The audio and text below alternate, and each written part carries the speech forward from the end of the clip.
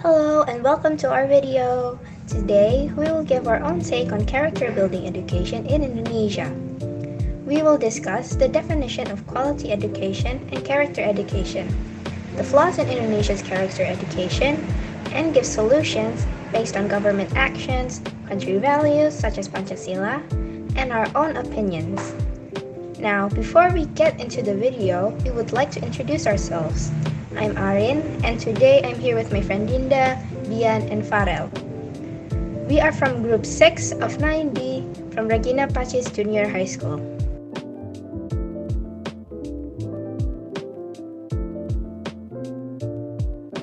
Pendidikan bermutu adalah pendidikan yang mampu melakukan proses pematangan kualitas peserta didik yang dikembangkan dengan cara membebaskan peserta didik dari ketidaktahuan, ketidakmampuan, ketidakberdayaan, ketidakbenaran, ketidakjujuran, dan dari buruknya akhlak dan keimanan. Pasti kalian sudah tidak asing dengan film Yowis Band. Dalam film tersebut terdapat banyak soundtrack orisinil yang dibawakan oleh Yowis Band dengan lirik bahasa Jawa. Salah satu lagunya yang akan kita bahas hari ini adalah Ojo Bolos Pelajaran atau Jangan Bolos Pelajaran. Lirik lagu Ojo Bolos Pelajaran berisi pesan anak-anak muda yang masih sekolah supaya tidak bolos saat jam pelajaran karena pendidikan adalah salah satu kunci keberhasilan untuk masa depan dan penting untuk para muda Indonesia agar tetap ingat pada pendidikan untuk menyambut masa depan yang cerah. Tetapi saat kita lihat kembali, meskipun siswa tidak bolos jam pelajaran, tetap saja ada siswa yang suka menyontek, malas, bahkan mengejek dan memusuhi satu dengan yang lain. Nilai-nilai karakter baik siswa, terutama di Indonesia, akan terus menurun jika pendidikan karakter pada siswa tidak diperhatikan.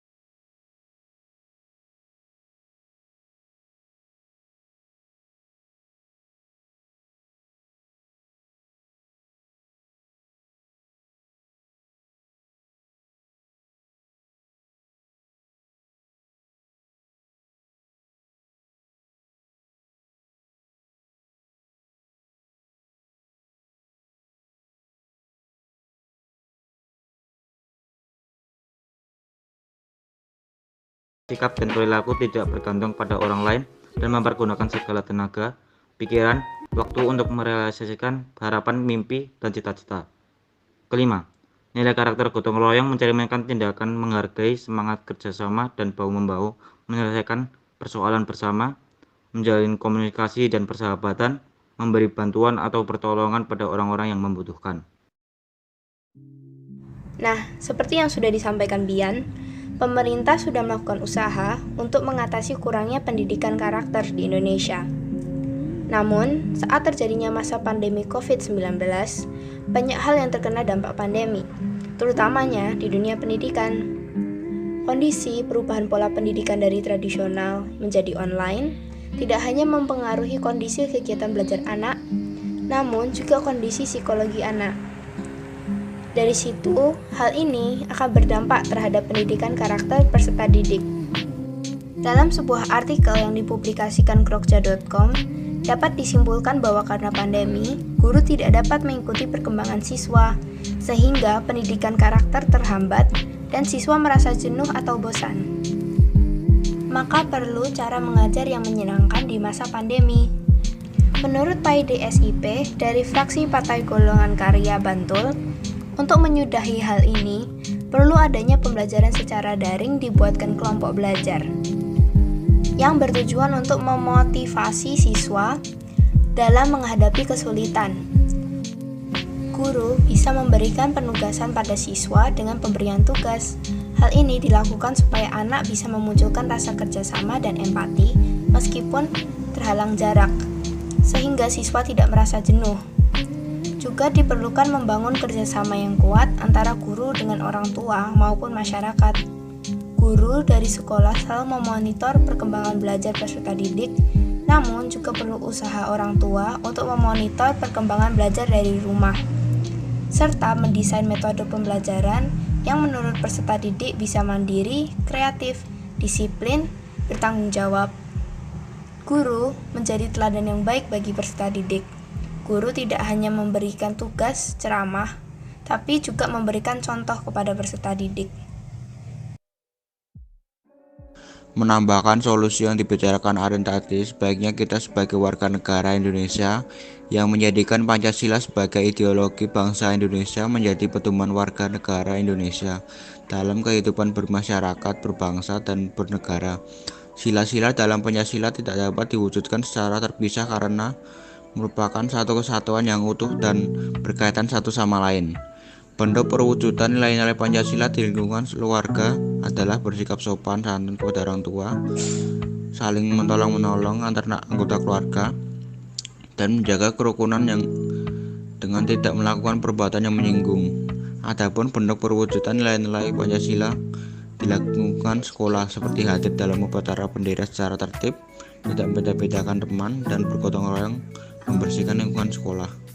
Perwujudan nilai-nilai Pancasila dalam lingkungan masyarakat, menghormati orang lain yang berbeda agama dengan kita seperti sila 1, mengakui persamaan derajat serta hak dan kewajiban setiap manusia seperti sila 2, mengikuti kegiatan bermasyarakat bersama warga lainnya seperti sila 3, menyelesaikan masalah di masyarakat dengan musyawarah seperti sila 4, menghormati hak-hak orang lain di lingkungan masyarakat seperti sila 5.